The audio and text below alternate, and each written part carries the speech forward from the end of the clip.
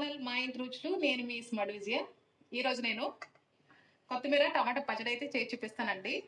కొత్తిమీర టమాటా పచ్చడికి కావాల్సిన పదార్థాలు, తయారీ విధానం ఎలాగో చూద్దాము. ముందుగా స్టవ్ వెలిగించుకుని కడాయి పెట్టి కొద్దిగా ఆయిల్ అయితే వేసానండి. ఆయిల్ వేడైన తర్వాత కొద్దిగా జీలకర్ర వేసుకుందాము. కట్ చేసుకున్న పచ్చిమిరపకాయలు వేసుకున్న తర్వాత టమాటా ముక్కలు ఒక 5 నిమిషాలు బాగా మగ్గనివ్వాలండి.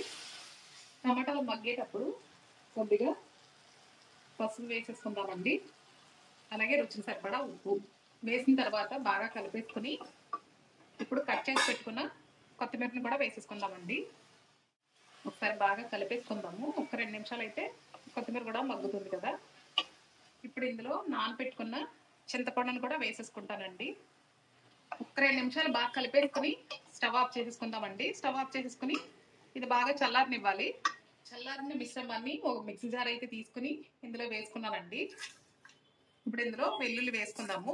వేసుకుని కచ్చా పచ్చగా అయితే మిక్సీ పట్టు చూపిస్తాను. చూసారు కదండి, ఇలా మిక్సీ పట్టిన తర్వాత ఇప్పుడు తాలింపు అయితే వేసి చూపిస్తాను.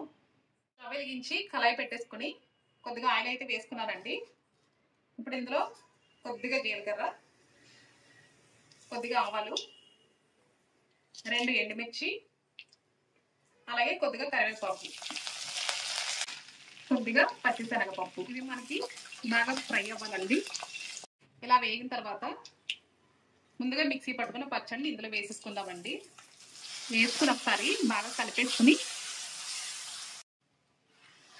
బాగా కలిపి ఒక 2 నిమిషాలు అయితే ఉంచి స్టవ్ ఆఫ్ చేసేసుకుందామండి.